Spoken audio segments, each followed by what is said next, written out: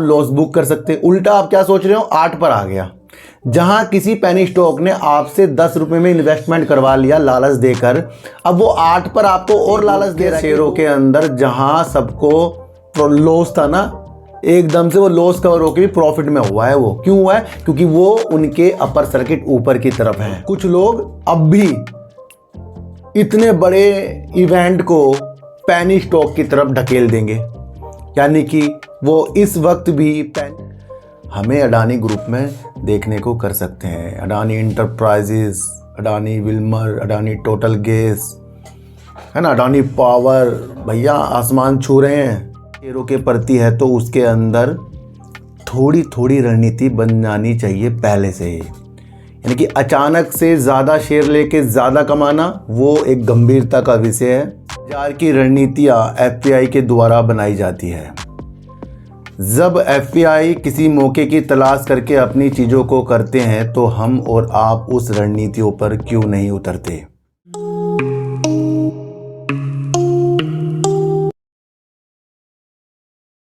नमस्कार, मैं स्वागत करता हूं आपका अपने ही चैनल पर जिसका नाम है सार्थक बाजार। से बात करेंगे एग्जिट पोल 4 जून और मोदी स्टॉक की। क्या है ये मोदी के शेयर, इसके बारे में बात करेंगे बीसीजी के बारे में। सर देखो सर, कल की वीडियो में मैंने आपको बताया था, नोमुरा ने जिस तरीके से कहा है कि अगर मोदी सरकार आई तो $2 अरब का निवेश हर हफ्ते हो सकता है, और अगर मोदी सरकार नहीं आई तो $30 अरब का कुछ हफ्तों में एफपीआई जो है अपना पैसा निकाल सकते हैं। यानी कि एफपीआई जो है मौके की तलाश करते हैं।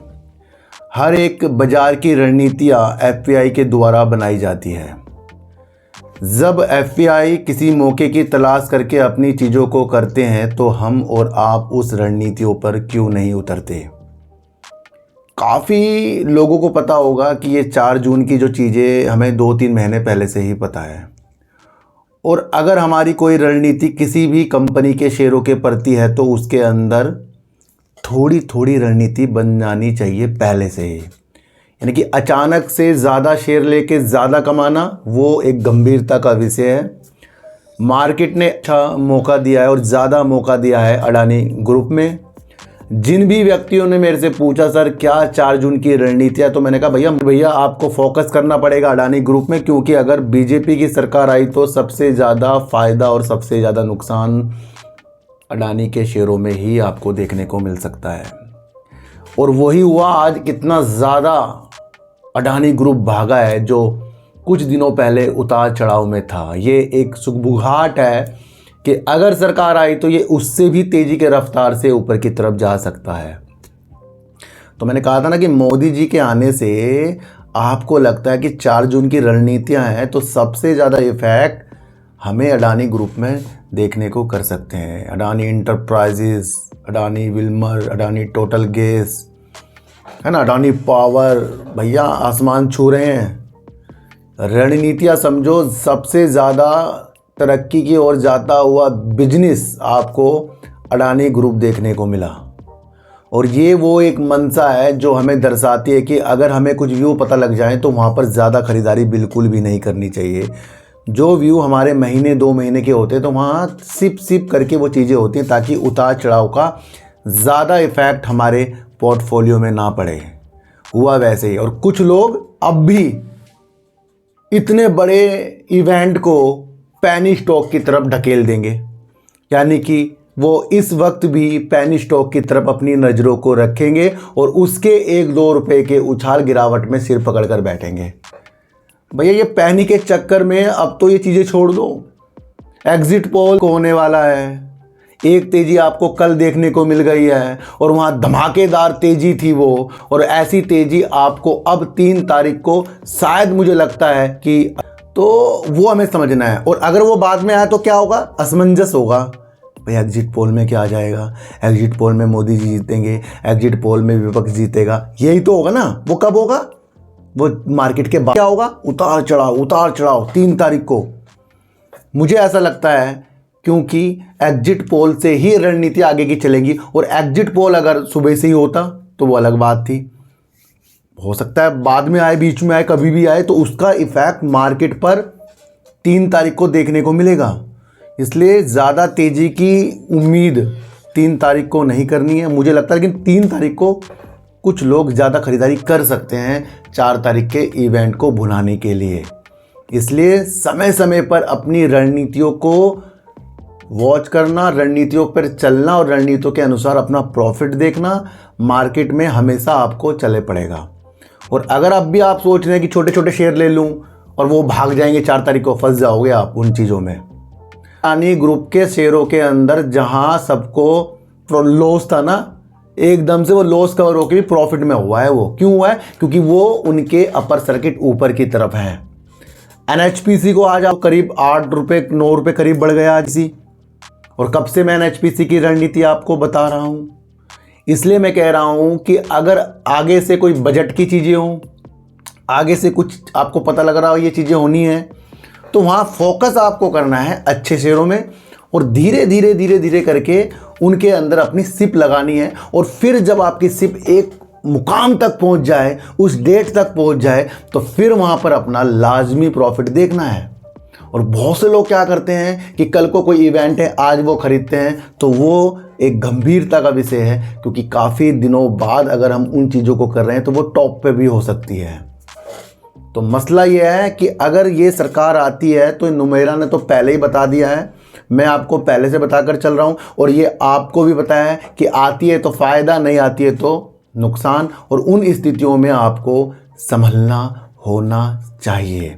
इसलिए जब कोई बड़ा इवेंट होता है, बड़े ही शेयरों पर दाव हमें लगाना चाहिए। और ये आपको ज़रूर लाजमी बताना था, अगर इन चीज़ों को हम बदलाव नहीं करेंगे। देखो सर, मेरा एक मानना है कि अगर आपने एक मुझे कल भी कॉल आया और वो कह रहे हैं कि सर मुझे पेनी स्टॉक में लॉस हो रहा है, क्या मैं यहाँ पर एवरेज कर लूँ? क्योंकि मैंने तो उस शेयर को 10 रुपये में ख़रीदा है, आज वो शेयर 8 रुपये में है, तो क्या मैं यहाँ एवरेज कर लूँ? देखो सर, किसी भी शेयर को अगर हम पेनी स्टॉक को कोई भी रेट पर ख़रीदते हैं, मान लो 10 पे ही ख़रीद लिया, वो 8 पर चल रहा है और आपने 10 पर क्यों ख़रीदा था? ताकि वो 5 है। जब वो शेयर 10 से ऊपर ही नहीं गया है, तो ना तो आप प्रॉफिट बुक कर सकते हैं, ना आप लॉस बुक कर सकते। उल्टा आप क्या सोच रहे हो? 8 पर आ गया। जहां किसी पेनी स्टॉक ने आपसे 10 रुपये में इन्वेस्टमेंट करवा लिया लालच देकर, अब वो 8 पर आपको और लालच दे रहा है कि 2 रुपये नीचे है। आप ये नहीं देख रहे हो कि 10 रुपये पे भी आपने खरीदा, 8 रुपये में भी आपने खरीदा, टोटल एक ही शेयर के अंदर आपने 18 रुपये का चीज़ें कर ली हैं। एक तो 10 में खरीद के, फिर 8 में खरीद के, एवरेज के चक्कर में वो और नीचे जाएगा 2 रुपये, फिर आप और पैसा लगाओगे उसके अंदर, फिर आप उसे 6 रुपये में खरीदोगे। भैया, जब आपने किसी पेनी स्टॉक के अंदर जोखिमों के तहत 10 में किसी में एंट्री कर ली है, मैं कर लिए बता रहा हूँ, तो फिर वहाँ पर वेट करना, ना उसे एवरेज करो, ना उन चीज़ों को आप अपने द्वारा सोचो कि भैया नहीं एवरेज कर लूँगा तो बहुत अच्छा हो जाएगा। भैया 10 की चीज़ 2 में आ जाएगी। इसलिए या तो पहले ही सोच लो कि पेनी स्टॉक में 2 से 3% दिमाग, मेरी प्राइस से नीचे जाएगा तो मैं चुपचाप बैठूंगा, ऊपर जाएगा तो प्रॉफिट बुक करूंगा। इसलिए वो पेनी है। पहले 10 में आपका खरीदवाता है, फिर वो 8 में खरीदवाएगा, फिर वो 6 में खरीदवाएगा। जहां आपके पहले 10,000 लगे थे, उसी पेनी स्टॉक को ऊपर ले जाने के और एवरेज के चक्कर में आपके 30 से 40,000 रुपये लग जाएंगे। एक अमाउंट बता रहा हूं मैं आपको। इसलिए, और अगर आपने कोई बड़े शेयरों में इन्वेस्टमेंट किया होता, मान लो HDFC बैंक जैसे ऊपर से नीचे आया, 14 से नीचे ही मिला था वो, तो अगर उसके अंदर आप गिरावट में भी उसे एवरेज करते तो वहाँ फ़ायदे में रहते। तो एवरेज किस में होता है? बड़े शेयरों में। और हमारा कौन सा माहौल चल रहा है इस टाइम? बड़े शेयरों का। क्यों चल रहा है? सरकार के लिए। आएगी ठीक, नहीं आएगी तब भी ठीक। उन 2 स्थितियों में आपको समझना है। देखो सर, ये क्या है मोदी शेयर जी, क्या चल रहा है? देखो सर, आपने पहली बार देखा होगा कि किसी देश के प्रधानमंत्री जी के वजूदों से स्टॉकों में बाहरें आ रही हैं, चाहे वो संसद में बोलना हो, चाहे वो LIC के डूबने पे विपक्ष के हमले हों। क्या हुआ? LIC 1000 से ऊपर। उन रणनीति सबसे ज़्यादा माइंड चलता है शेयर मार्केट में, खरीदने से ज़्यादा साइकोलॉजी चलती है। उस साइकोलॉजी को पकड़ना चलता है कि अगर उस साइकोलॉजी का आपने पकड़ लिया तो भैया बेड़ा पार है। अगर नहीं पकड़ पाए तो नीचे की तरफ वो शेयर जाने ही जाने हैं। मोदी जी के शेयर जो हैं, अधिकतर जो खासकर हैं, वो हैं गवर्नमेंट शेयर। और गवर्नमेंट कंपनी को शेयरों को आज से पहले कोई पूछता नहीं था। पर आज से पहले गवर्नमेंट कंपनी के अंदर वो चीज़ें भी नहीं हुई थी जिसकी वजह से वो शेयर उस वैल्यू पर होते। अब क्या हो रहा है, बड़े बड़े डिफेंस के शेयर देख लो, गवर्नमेंट के, पावर के देख लो, अलग अलग सेक्टर को देख लो, सब में रणनीतियाँ तेज़ी वाली आपको देखने को मिल रही है और काम के प्रति देखने को मिल रही है। यही वो एक चीज़ है कि जब मोदी जी कहीं संसद में या कहीं पर भी कहते हैं भैया 4 तारीख के बाद ट्रेडिंग ये वो सब चीज़ें, तो कहीं ना कहीं लगाओ शेयर मार्केट में, इस चुनाव को जीतने का होने वाला है। ये आप समझकर चलना, चाहे वो पॉजिटिव हो चाहे वो निगेटिव हो, ये आप समझकर चलना ही पड़ेगा। CLSA की एक रिपोर्ट के अनुसार उन्होंने कहा है कि भाई आप मोदी जी के शेयरों के अंदर जिस तरीके से रिलायंस इंडस्ट्री भी आ गया है, या फिर आपका Indus Tower, Bharti Airtel, IGL, NHPC, ONGC, इस तरीके के अन्य शेयर हैं जिसके अंदर CLSA ने कहा है कि इन शेयरों के अंदर पिछले 6 महीने में निफ्टी 50 के मुकाबले अच्छी खासी तेज़ी रही है और करीब 6 महीनों में ये जो शेयर थे 50% तक, खासकर गवर्नमेंट सरकार के शेयर जो हैं 50% तक ऊपर हैं। तो इस अनुमान से उन्होंने इन शेयरों को मोदी के शेयर कहा है। समझ रहे हो कि अगर सरकार आई है तो फिर इन शेयरों के अंदर हलचलें बहारें होना संभव है, और NHPC ने तो संभव बहारें आपको करके दिखाई है। तो काफ़ी लोग मेरे से पूछ रहे सर ये क्या मैटर है, भैया यही मैटर है वो, ये आपको समझना पड़ेगा। अगर ये सरकार आई तो इन जो शेयर मैंने आपको बताए हैं और भी हैं, इसके अंदर बहारें आने शुरू हो रही हैं, हो जाएंगी आगे जाकर। जिस तरीके से CLSA ने एक अनुमान, एक रिपोर्ट प्रस्तुत की है, बाकायदा ये रिपोर्ट है भैया, और वो शेयरों के ऊपर है क्योंकि वो नाम दिया गया है मोदी स्टॉक्स, यानी मोदी के शेयर। तो अपने आप में एक अलग रणनीति हो रही है भैया, प्रधानमंत्री जी के नाम से शेयर, जो देश के प्रधान हैं जिनकी वजह से हर एक चीज़ होंगी, उनके शेयरों की चीज़ें हमें बताई गई हैं। तो यहाँ पर एक पॉजिटिव संकेत इन शेयरों के अंदर हमें देखना चाहिए क्योंकि एक रिपोर्ट के अनुसार है। भैया इन्हीं चीज़ों के अंदर आपको कई टारगेट भी मिल जाएंगे अलग अलग चैनलों के द्वारा, अलग अलग उनको भी आपको रणनीति समझनी है। हर हाल में आपको सिचुएशंस के अनुसार काम करना है। तो भैया CLSA एक बड़ी ही अच्छी न्यूज़ बता रहा है मैं इस शेयरों के बारे में, तो ये भी आपको समझकर चलना है। देखो सर फिर कह रहा हूँ, वो एग्जिट पोल है, 2 दिन अब मार्केट बंद रहेगी। आज की तेज़ी ये दर्शा रही है कि 3 तारीख को कुछ बड़ी खरीदारी होने के चांस हैं और उतार चढ़ाव ज़्यादा रहने के चांस हैं, क्योंकि एग्जिट पोल में खरीदारी करने से पहले कुछ लोग ये ज़रूर सोचेंगे क्या एग्जिट पोल आएगा। अगर वो एग्जिट पोल सुबह जल्दी आ जाए तो अलग ही बात होती, पर वो आएगा बाद में, तो वहाँ पर एक माहौल बना रहेगा कि भैया क्या होने वाला है। तो ये 3 दिन जो हमारे हैं ना, बड़ी अलग चीज़ों में जाने वाले हैं, क्योंकि इन 3 दिन के अंदर बड़ी रणनीति बनने वाली है, क्योंकि वो 3 तारीख को कुछ खरीदारी या अलग अलग रणनीतियाँ बनेंगी। एग्जिट पोल आने के बाद 4 तारीख को सब टीवी के आगे बैठेंगे और वहाँ पर हम देखेंगे भैया जल्दबाजी में कहाँ से हमें क्या क्या चीज़ें मिल रही हैं। तो बिल्कुल संभल कर कदम आपको रखना पड़ेगा, संयम का आपको ध्यान देना पड़ेगा। तो यहाँ पर मैं आपको एक चीज़ बता रहा हूँ, पेनी स्टॉक से इस हफ्ते या 2 हफ्ते आपको दूर रहने की मंशा बनाइए, और हो सके तो हमेशा के लिए पेनी स्टॉक को त्यागिए, और अगर आपको लेना है तो कुछ अमाउंट ही लगाइए, ज़्यादा ना लगाइए। तो आज की पूर्ण वीडियो 4 जून और उस रणनीतियों पे है जो मोदी स्टॉक की चीज़ों के साथ। अब बात करेंगे BCG की। देखो सर BCG की वीडियो मैं आपके लिए ये कल की वीडियो में बनाता, लेकिन कल कुछ समय ज़्यादा ही हो गया, तो वहाँ पर आपको देखना ये था कि ये वीडियो मैं आज बनाऊँगा, तो आज मैं BCG की वीडियो बनाऊँ। सबसे पहले BCG ने 4-5 दिनों बाद, यानी कि अपर सर्किट जो लगातार चल रहे थे, उसके बाद अपना अपर सर्किट खोलकर धीरे धीरे लोअर सर्किट की तरफ BCG पहुँचा। इन BCG के अंदर आप ये समझ लो कि जो अपर सर्किट लग रहे थे उसके भी कोई वजूद नहीं थे, और अगर आप सोच रहे हो कि वजूद तो भाई कंपनी की तरफ से पॉजिटिव आ रखे थे, क्योंकि कंपनी 11 जून तक के अपनी चीज़ों को करेगी, पर 11 जून को वो रिजल्ट अपना प्रस्तुत करे तो वहाँ पर और पॉजिटिव संकेत हो गए। लेकिन ये चीज़ तो कंपनी ने जब ही बता दिया था, जब NSE ने इनकी 14 जून के बाद ये चीज़ें कहा था कि ये अपनी ट्रेडिंग की हिसाब किताब इनके जो अलग होंगे वो बता दिया था, तो उसके बाद भी लोअर सर्किट लगते गए, 9 रुपये तक के शेयर आया था। और अब जो अपर सर्किट लग रहे थे उसके कोई वजूद नहीं थे। लेकिन वजूद ये है कि अगर 11 जून तक के इन्होंने अपना रिजल्ट प्रस्तुत नहीं किया तो वहाँ पर प्रॉब्लम आ सकती है। लेकिन बीच में कंपनी ने एक पॉजिटिव संकेत हमें ये देते हुए बताया कि इन्होंने अपना जो शेयर होल्डिंग पैटर्न है ना वो हमारे सामने रख दिया। बस ये एक संतुष्टि वाली चीज़ है। ये इसके अंदर एक ऐसी चीज़ हो गई कि हाँ अभी भी कंपनी के अंदर कुछ चीज़ें हैं जिसको वो हमें दिखा रहा है। तो भैया दिसंबर 2023 के बाद मार्च 2024 का हमारे सामने शेयर होल्डिंग का पैटर्न आया है। और ये नहीं कह रहा हूँ कि इससे हमें बहुत उज्ज्वलता मिल रही है, पर इससे एक दिशा मिल रही है कि कंपनी हाँ जागरूक है, तभी उसने ये चीज़ें की है।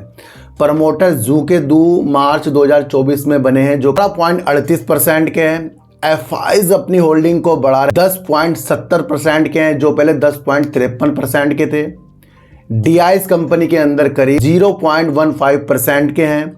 और हमारे सामने आ रही है पब्लिक जो है बहुत ज़्यादा, जिसके अंदर 70.16% का है। देखो सर, जब बीसीजी के अंदर एक चीज़ आई थी कि शंकर शर्मा को कह दिया गया है कि वो अपनी होल्डिंग बेच सकते हैं नियमों के अनुसार, और उसके बाद कंपनी में थोड़ी अलग अलग चीज़ें देखने को मिली, तो वहाँ सबके सब टेंशन में आ गए थे कि भैया शंकर शर्मा की जो होल्डिंग 1.14% बीसीजी के अंदर है, आगे जाकर ये होल्डिंग क्योंकि दिसंबर के बाद जनवरी फरवरी मार्च तक चला गया और हमारे सामने ये नहीं आया कि भैया अब क्या होगा, तो मार्च तक 1.14% शंकर शर्मा है। ये इस चीज़ की गवाही दे रहा है कि मार्च तक तो उन्होंने अपनी होल्डिंग को नहीं बेचा।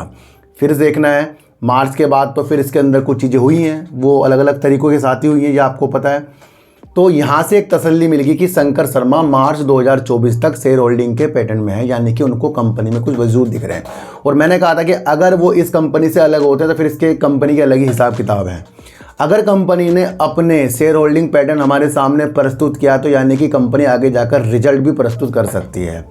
इसलिए उससे पहले गिरावट होना, उससे पहले उछाल होना, रिजल्ट से पहले, ये स्वाभाविक है। वहाँ पर ऑपरेटर काम कर सकते हैं, उन्होंने कर भी दिया है। और आगे की मंशा इस कंपनी के अंदर तभी जाएगी जब ये अपना रिजल्ट प्रस्तुत करेंगे। तो कंपनी अभी ना तो निगेटिव में ना पॉजिटिव में है, क्योंकि कंपनी का हमें रिजल्ट देखना है और बिना रिजल्ट के हमारे साथ कुछ भी इसके अंदर अच्छी चीज़ें हमें नहीं दिखेगी। इसलिए हमें वेट करना है इसके अंदर। जल्दबाजी एवरेज करने की, खरीदने की, बेचने की शायद मुझे लगता है कि अभी इसके अंदर नहीं हो सकती है ना। तो सर मैं किसी को भी खरीदने बेचने की चीज़ें नहीं बता रहा हूँ। अगर मोदी जी के स्टॉक आए तो वो न्यूज़ में है, वो बता रहा हूँ। और अगर हमारे सामने इवेंट 4 तारीख का है तो मैंने कहा कि बड़े शेयरों के अंदर अपना दिमाग लगाना है, वो आपको समझा रहा हूँ। उन सारी रणनीतियों को आपको समझा रहा हूँ जिससे आप आगे जाकर मजबूत हो सकते हैं। तो भैया बीसीजी में ऐसा कोई भी टेंशन नहीं अभी है, ना ऐसी कोई भी अच्छाई हमें लग रही है। वो तो जब कंपनी अपनी हर एक चीज़ हमारे सामने करेगी उसके बाद ही अच्छा होगा। वैसे जो कल इतनी तेज़ मार्केट भागी, किन किन लोगों ने अपना प्रॉफिट की तरफ देखा है, कृपया थोड़ा सा मुझे एक बार कमेंट करना, क्योंकि सर थोड़ा बहुत तो प्रॉफिट तो मैंने कहा था ना ले के अपने हिसाब किताब से चलना ही है। तो यहाँ पर बीसीजी के अंदर अपनी दृष्टि को 11 जून तक ही देखना है, उससे पहले ये चीज़ें मत करना। मोदी जी के स्टॉक पर एक बार नज़र जरूर रखने हैं, क्योंकि ये CLSA की एक रिपोर्ट के अनुसार उनके शेयरों के एक उपाधि दी गई है। तो भैया थोड़ा सा तो इसके अंदर रौनक आ ही सकती हैं। मोदी जी के अगर ये सरकार आई तो यहाँ पर और ज़्यादा अडानी ग्रुप की तेज़ी हमें देखने को भी मिल सकती है। वहाँ पर आपको समझना है और वहाँ पर आपको समझना है कि हमें आगे जाकर करना क्या है, क्योंकि आज जो ज़्यादा फोकस में, यानी कल जो ज़्यादा फोकस में था वो अडानी ग्रुप के शेयर ही थे, ये आप समझ कर चलना। इन सारी स्थितियों से आज आपको क्या सीखने को मिला, क्या आपको एग्जिट पोल की चीज़ें समझ में आई, क्या आपको छोटे शेयर से बड़े शेयरों की तरफ दिलचस्पी जागी है, क्या आपको घटनाक्रम से पहले अचानक से शेयरों को ज़्यादा नहीं लेना है, अगर लेना है तो फिर सिप लगाकर वो चीज़ों को करना है, ये आपको समझ में आया नहीं आया। हम बड़े लोगों के साथ एक मार्केट में काम कर रहे हैं, जो बड़े लोग ज़्यादा पैसा रखते हैं, पर हम अपने छोटे पैसे को ही बचा लें, सबसे वैल्यूबल चीज़ आपके लिए वो हो गई। इसलिए किसी के कहने पे ज़्यादा उत्सुकता के ओर जाकर अपने पैसों को दांव पे लगाना, बिना सोचे समझे लगाना, कंपनी की नॉलेज हुए बिना हम उसमें पैसा लगा रहे हैं, यानी कि हम आंख बंद करके किसी चीज़ के पीछे भाग रहे हैं। और जब हम ऐसे आंख बंद करके किसी चीज़ के पीछे भागते हैं तो भैया गड्ढे में गिरेंगे तो चोट हमें ही लगनी है। तो जब तक कि आपको कुछ समझना है तब तक के इन्वेस्ट करने का नहीं, और जब समझ में आए तो आगे आपकी प्रतिक्रिया खुद ही बन जाएगी। इसलिए किसी से सीखो, पर किसी के सीखने से आपको ये नहीं करना है कि जो वो शेयर बता रहा है उसे खरीद कर मैं बैठ जाऊं, क्योंकि अगर आपने खरीदा तो आपने दूसरों के एनालाइज से खरीदा। अगर आप अपने एनालाइज से खरीद रहे हो तो वहां पर आपको श्रेय मिलेगा, अपने प्रॉफिट का भी, अपने लॉस का भी। इसलिए किसी भी चीज़ को करने से पहले सीखना है, समझना है, और आगे आपको साइकोलॉजी घटनाक्रम के अनुसार बनाना है। तो आज की वीडियो से आपको क्या समझ में आया एक बार मुझे ज़रूर बता देना। तो सच्ची वीडियो देखिए, अच्छी वीडियो देखिए, समझ कर देखिए। किसी को भी खरीदने बेचने की सलाह इस चैनल पर नहीं है। 3 तारीख को अपने माइंड में बिठाइए कि एग्जिट पोल में क्या निकल कर आ सकता है। तो सच्ची वीडियो काटे दीजिए, गाय को रोटी दीजिए, और अपने बच्चों को ज़्यादा से ज़्यादा प्यार कीजिए, क्योंकि बच्चे ही आपकी मासूमियत से किस्मत पलटेंगे। तो फिर मिलेंगे आपसे नई वीडियो के साथ, जब तक के लिए नमस्कार।